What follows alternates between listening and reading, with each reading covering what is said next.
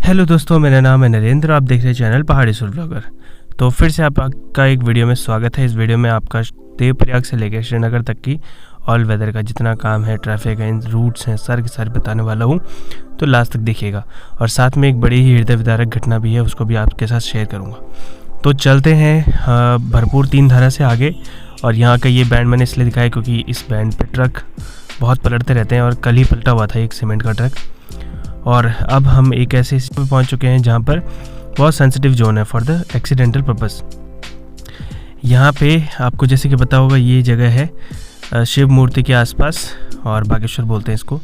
यहाँ पे बहुत सारा जो मलबा है ऊपर का वो नीचे आता रहता है और टाइम पे बहुत दिक्कतें फैलाता है। हाईवे का काम काफ़ी टाइम पहले कंप्लीट हो चुका था और श्रीनगर तक तो आपको बहुत ही ज़्यादा अच्छा मिलने वाला है फ़िलहाल। और ये है शिव मूर्ति बागेश्वर की और बहुत ही ज़्यादा गजब यहाँ से लगती हुई दिखाई दे रही है। ये एरिया पंतगांव के एरिया में आता है और जैसे कि आप सबको पता होगा, पंतगांव के एरिया में रेलवे का कुछ काम चल रहा है और जो कि जहाँ पे इस पोजीशन पे मैं हूँ, यहाँ से नीचे की तरफ दिखाई देता है। और मैंने काफ़ी वीडियोज इससे रिगार्डिंग बनाई हुई है। तो पूरा देवप्रयाग के पास जो रेलवे का काम है वो सारा का सारा इस पंतगांव और जहाँ पे सौड़ जो एरिया है वहाँ पे रेलवे स्टेशन का काम भी चल रहा है, उससे रिगार्डिंग मैंने वीडियोस बनाई है, आप उन्हें भी देख सकते हैं। तो दोस्तों, इस पुल को दिखाने के लिए मैंने सिर्फ यही करा था क्योंकि यहाँ पे बहुत ज़्यादा परेशानी आती थी। कॉजवे था पहले इधर पे और जो कि बार बार ख़राब होता रहता था। अब यहाँ पे पुल बन चुका है, काफ़ी अच्छा है। तो दोस्तों, ये है थोड़ा सा काम जो पंतगांव के एरिया में चल रहा है और यहाँ पर एक टनल है और साथ में एक ब्रिज की फाउंडेशन वगैरह भी डाली जा रही है। बाद में मुझे कई सारे कमेंट में कई सारे लोगों ने बताया कि ये जो एरिया है वो रेलवे स्टेशन का नहीं है, हालांकि मैं पहले इसको यही मानता था। तो ये वाला एरिया रेलवे स्टेशन का नहीं है, स्टेशन सौड़ नाम की जगह पे बन रहा है जो कि पौड़ी जाने वाले रास्ते के जस्ट बगल में पड़ता है। तो आगे बढ़ने से पहले पेट्रोल पंप जो आपको मिलेगा 3 धारा के बाद, वो सबसे पहला पेट्रोल पंप यहीं पे मिलने वाला है। और 3 धारा से करीब 10 किलोमीटर आगे आ चुका हूँ मैं। तो अगर आपको रिफिल वगैरह करवाना है तो आप करवा सकते हैं।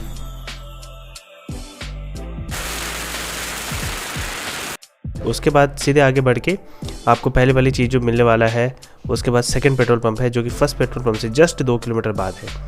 और अब आपको पता होगा कि एक चीज़ कि भाई देखो, देवप्रयाग जो है वो बहुत ही पवित्र स्थल है। गंगा और जैसे बोलते हैं गंगा नदी, तो माँ गंगा का जन्म स्थल है वो देवप्रयाग को ही माना जाता है। वैसे तो खैर जो गंगोत्री है वहाँ से माना जाता है, लेकिन गंगोत्री से सिर्फ भागीरथी नदी निकलती है और उसके बाद ये भागीरथी नदी अलकनंदा नदी के संगम से देवप्रयाग में ही माँ गंगा का निर्माण होता है।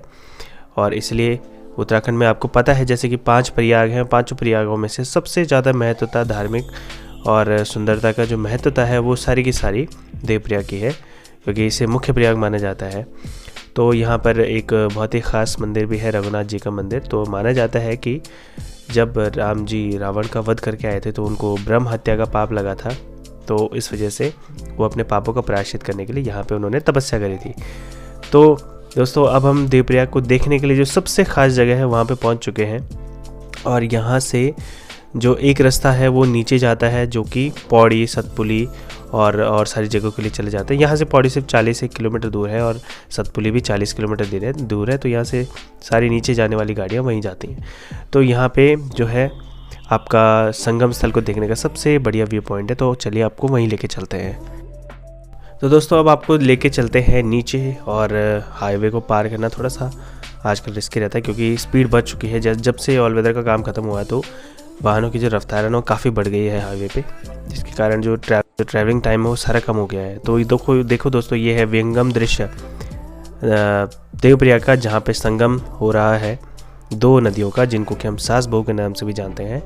भागीरथी नदी को सास कहा जाता है क्योंकि उनका व्यवहार तीव्र है, जबकि अलकनंदा नदी को बहू कहा जाता है क्योंकि उनका व्यवहार सौम्य तरीके का माना जाता है।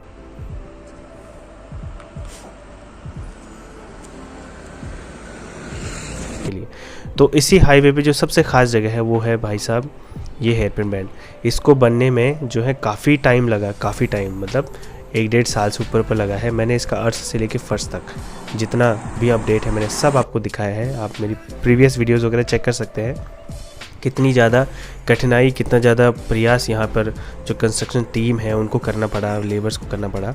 और ये है आपकी भागीरथी नदी और इसके बगल में बना हुआ है हेयरपिन बैंड। इस हेयरपिन बैंड को बनाने के लिए बहुत समय लगा सरकार का और लोगों का भी बहुत समय लगा, क्योंकि ये बहुत तंग था यहाँ पे। तो सबसे ज़्यादा crucial point, one of the crucial point हम बोल सकते हैं इसको, जो कि हाईवे में रहा होगा और जो कि एक चुनौती भरा काम रहा होगा। तो यहाँ से आगे निकलते हैं और देवप्रयाग से आगे जो सबसे पहले पॉइंट पड़ेगा वो तहसील पड़ेगा, क्योंकि वहीं से आपका हिंडोला खाल, चंद्रबदनी वगैरह का रास्ता जाता है और वही रूट आपका नई टिहरी भी जाता है, वहाँ से भी एक रूट नई टिहरी जाता है। दोस्तों यहाँ से जैसे जैसे मैं चल रहा था तो मुझे काफ़ी सारे लंबे लाइनों की, वाहनों की लंबी लाइन दिखी और बाद में मुझे पता लगा कि यहाँ पे जाम लगा हुआ है। पहले मुझे यही लगा कि सिर्फ पत्थर वगैरह या फिर कोई पहाड़ वगैरह गिरा होगा तो इस वजह से जाम लगा, लेकिन बाद में जो सच्चाई सामने निकल के आई वो बहुत ही दिल को दहला देने वाली थी। वो कुछ इस तरीके से थी कि बागवान के पास रेलवे का एक ट्रॉला था, वो पलट गया किसी लोकल व्यक्ति के ऊपर। अभी तक की न्यूज़ यही है कि वो ट्रॉला जो है किसी व्यक्ति के ऊपर पड़ गया था जो बागवान के ही थे शायद।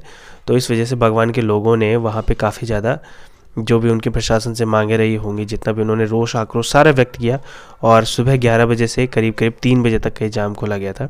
इसलिए जो पुलिस वाले भाई साहब हैं ये सारा का सारा ट्रैफिक जो है वो हिसरिया खाल होते हुए और लचमोली के पास से डाइवर्ट करवा रहे थे। तो मेरा क्योंकि यहाँ से बहुत नज़दीक पड़ जाता है अपना गाँव, तो मैं वापस भी जा सकता था, लेकिन इस वजह से मैंने आगे पे जाके थोड़ा रोका और बाद में थोड़ा इस पूरे मामले को थोड़ा सा देखने की कोशिश करी।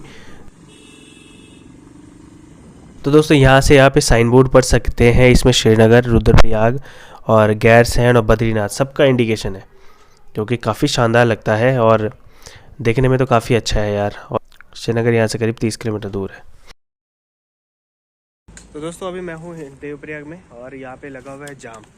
वो जाम इस वजह से लगा हुआ है कि आगे पे कहीं पे बता रहे कोई एक्सीडेंट हुआ है, तो इसलिए गांव वालों ने शायद रोड वगैरह घेर रखी है और भयंकर ही एक्सीडेंट बता रहे हैं। पूरा ट्रैफिक उन्होंने डाइवर्ट भी कर दिया है।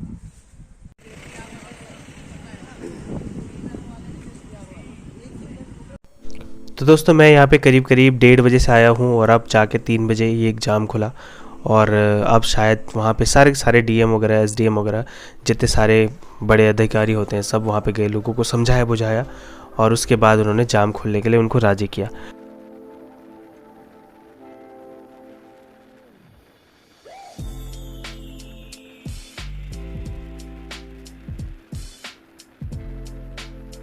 तो ऑल वेदर जो प्रोजेक्ट था ये काफ़ी ज़्यादा एम्बिशियस प्रोजेक्ट था गवर्नमेंट का और इस पे काफ़ी लगभग काम हो चुका है। और बाकी उन्होंने दरअसल ये कहा है कि हम 4 धाम यात्रा को सुगम बनाने के लिए और अच्छे तरीके से ताकि एक्सेसिबल हो पाए, इस वजह से करा हुआ है।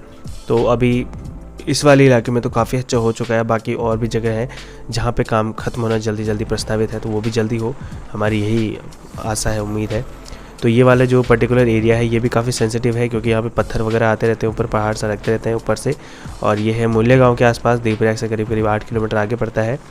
और यहाँ पर भी जो ये खासकर ये विशेषकर ये जो पॉइंट है, यहाँ पे परसों नरसों एक एक्सीडेंट भी हो रखा था और ये जो ऊपर से मलबा आप देख रहे हैं ना, ये सारा के सारा नीचे आता रहता है। परसों यहाँ पे करीब 1 हफ्ते पहले की बात है, करीब यहाँ पे 2 घंटे का जाम लगा हुआ था, तो उस टाइम उस जाम में मैं भी फंसा हुआ था। तो एक्चुअली मेरा डेली का रास्ता है, तो इस वजह से मैं इस जगह को थोड़ा सा अच्छे तरीके से आप जो है बेटर तरीके से जानता हूँ। तो इस जगह के बारे में मुझे काफ़ी इसी वजह से पता है, क्योंकि ये मेरा डेली का आने जाने का।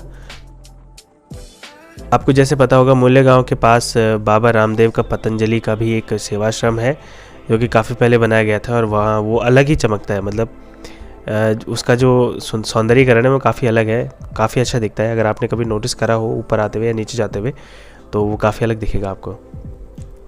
तो मैं ये थोड़ा सा मेरे मन में एक क्वेश्चन भी है कि सरकारी प्रॉपर्टी और प्राइवेट प्रॉपर्टी, इनमें इतना डिफरेंस क्यों होता है? खासकर सौंदर्यीकरण के मामले में काफ़ी ज़्यादा डिफरेंस उन चीज़ों के बीच में पता हो जाता है कि लग ही जाता है कि ये पक्का प्राइवेट होगा। पता नहीं गवर्नमेंट एजेंसी उसको इतना सुंदर क्यों नहीं बना पाती है, मेरी समझ में बात नहीं आती ये सारी। लेकिन प्राइवेट वाले काफ़ी ज़्यादा सुंदर बनाते हैं। अगर आपने देखा होगा, कभी नोटिस करा होगा, मेरी वीडियोज़ में भी मैंने काफ़ी बार दिखाया हुआ है आपको। तो अभी ट्रैफिक का फ़्लो देखो आप, बहुत सारा ट्रैफिक है, बहुत ज़्यादा, क्योंकि इतना इस पे होता नहीं है। सिर्फ उसी टाइम होता है जब 4 धाम की यात्रा खासकर अपने पीक पे होती है। ये है नीचे जो आपने गेट देखा, वो सेवाश्रम का एक वो है गेट है। तो ये सारा का सारा जो ज़्यादा गाड़ियाँ आपको दिख रही हैं ये इसी वजह से है क्योंकि वहाँ पे आगे पे ट्रैफिक रुका हुआ था। और ये वाला ब्रिज, इसकी मैंने एक बहुत पहले एक वीडियो बनाई थी तो उस पर मुझे काफ़ी क्रिटिसिज्म भी झेलना पड़ा। वो इसलिए क्योंकि ये धंस चुका था पूरा का पूरा साइड से, और मतलब बनते ही, उद्घाटन होते ही ये करीब 1 हफ्ते बाद धंस गया था। तो मैंने बस यही हाईलाइट करा था कि ऐसा भी क्या काम करना है कि जो एक हफ्ते बाद ही धंस जाए। तो इस पर मुझे काफ़ी लोगों ने ट्रोल करा था कि भाई साहब आप क्या पता मोदी जी के विरोधी है, एंटी बीजेपी हैं, अलाना फलाना जो भी है। हम कोई एंटी नहीं है, और नहीं, जो जहाँ पे जो काम दिखता है वो मैं बताता हूँ, और जहाँ पे मुझे लगता है कि क्रिटिसाइज़ करा जाना चाहिए वहाँ पे करता हूँ। कंस्ट्रक्टिव क्रिटिसिज्म ये ज़रूर होना चाहिए किसी भी चीज़ में। न तो किसी से भी कोई पर्सनल हेट रखो, ना कोई पर्सनल लव रखो। जितना भी है, जो भी है, आपको कंस्ट्रक्टिव क्रिटिसिज्म आना ही चाहिए। अब करीब बागवान जो है वो कुछ ही किलोमीटर दूर है, और इस जगह पे मैं इसलिए बता रहा हूँ क्योंकि यहाँ पे एक सीधा पैच है। चाहे रोड जितनी भी चौड़ी बने, चाहे रोड जितनी भी एक्सेसिबल बने, लेकिन रोड हैं, आपके पास गाड़ी है, गाड़ी कभी भी आउट ऑफ कंट्रोल हो सकती है, इसलिए स्टे इन सेफ लिमिट। तो अब हम प्रॉपर बागवान में पहुंच चुके हैं। तो एक रास्ता जो उन्होंने ट्रैफिक डाइवर्ट करा था देवप्रयाग से, वो ये भी है, ये जामनी खाल से होते हुए यहाँ पे पहुंचता है। ये ऊपर रोड जामनी खाल के लिए जाती है। इस बीच तब तक आप चैनल को भी सब्सक्राइब कर दीजिए, सब्सक्राइबर्स जो बहुत ज़रूरी है। और क्योंकि ये सारी वीडियोज़ जितनी भी इंफॉर्मेटिव वीडियोज़ हैं, कोई ऐसी वीडियोज़ तो है नहीं, लेकिन इन्फॉर्मेशन इनसे काफ़ी ज़्यादा मिल जाती है लोकेशन के बारे में, जगह के बारे में। पहले यहाँ पे भी काफ़ी तंग रहता था, बहुत पतली रोड थी, सिंगल लेन थी। तो उसके बाद जब अधिग्रहण किया गया तो उसके बाद इसको डबल लेन किया गया। अब यहाँ पे काफ़ी अच्छा रहता है। हालांकि लोकल जो एरिया होता है जहाँ पे थोड़ी आबादी होती है, स्पीड कम होनी चाहिए, वगैरह पार करते रहते हैं, तो इस वजह से थोड़ा सा हमें सावधानी बरतनी चाहिए। तो दोस्तों अब यहाँ पे जो है ट्रैफिक रुक जाएगा क्योंकि एग्जैक्टली यही जगह है यहाँ पे आगे पे जहाँ पे क्यों एक्सीडेंट हुआ था। और जो मामला मुझे सेंसिटिव लगा, जहाँ पे मुझे सेंसिटिव लगा वहाँ पे मैंने वीडियो बंद कर दी थी, और जितना मुझे दिखाना था मैंने वही दिखाया हुआ है। तो ये क्रेन आई उसके बाद, और ताकि जो ट्रैक्टर ट्रॉला अभी जो आगे देखोगे आप पलटा हुआ, उसके बारे में थोड़ा सा आप देख सकते हो। सारी जो ऑफिशियल गाड़ियाँ वगैरह जा रही हैं।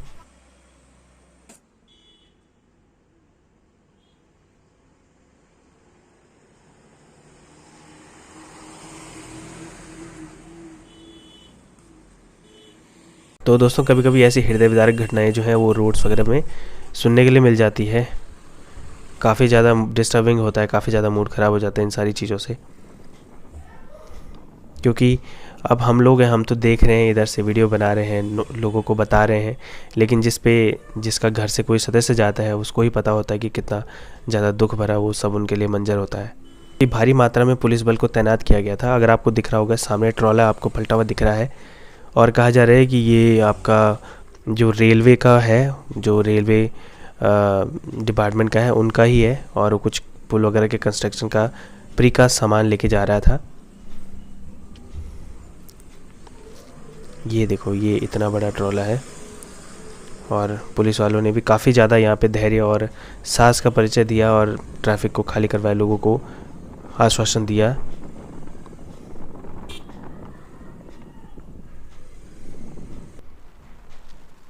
देखो ये दूसरा, इसके बाद ये दूसरा अंग्रेज़ी शराब की देसी दुकान का अड्डा है।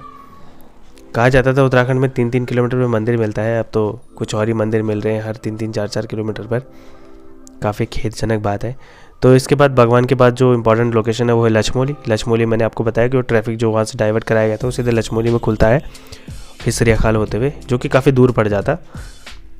तो यहाँ पे इम्पॉर्टेंट इसलिए है क्योंकि यहाँ पे जो टनल है उत्तराखंड रेलवे की, और माना जा रहा है कि पूरी इंडिया में सबसे ज़्यादा लंबी रेलवे सुरंग करीब 14.7 किलोमीटर, उसका एंडिंग पॉइंट है, यानी कि एग्जिट पॉइंट है, जो कि देवप्रयाग से स्टार्ट हो रही है और यहाँ पे जाके ख़त्म हो रही है। तो करीब 14.5 किलोमीटर उसकी लंबाई है।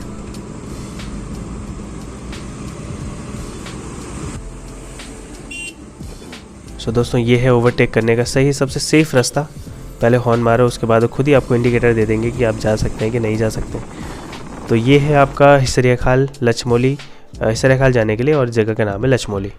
यहाँ पे एक मंदिर भी है। मैं अपने कॉलेज टाइम पे गया था, तो यहाँ उस मंदिर में एक छोटी सी गुफा भी है, अगर आपको कभी जाना हो तो आप मंदिर के दर्शन भी कर सकते हैं और गुफा भी देख सकते हैं। जयालगढ़ इस जगह को बोलते हैं, जयालगढ़। और यहाँ से मैंने एक वीडियो पहले बना रखा है जिस पे काफ़ी अच्छा खासा रिस्पांस आपका आ रहा है, तो आप देख सकते हैं। पुल दिखाया गया लक्ष्मौली वाला पुल, जो कि काफ़ी मतलब उसका काम लगभग हो ही चुका है। तो इसके बाद जो खास जगह है वो मलेथा।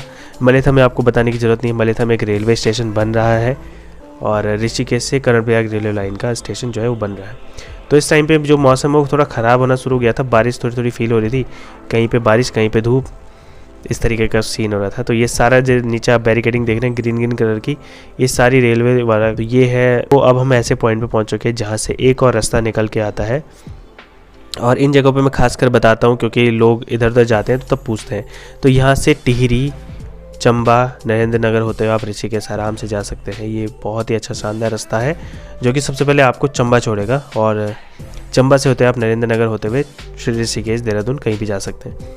तो जब कभी ट्रैफिक इस नेशनल हाईवे 7 पे बंद रहता है तो इसी रास्ते से ही ट्रैफिक को डाइवर्ट किया जाता है।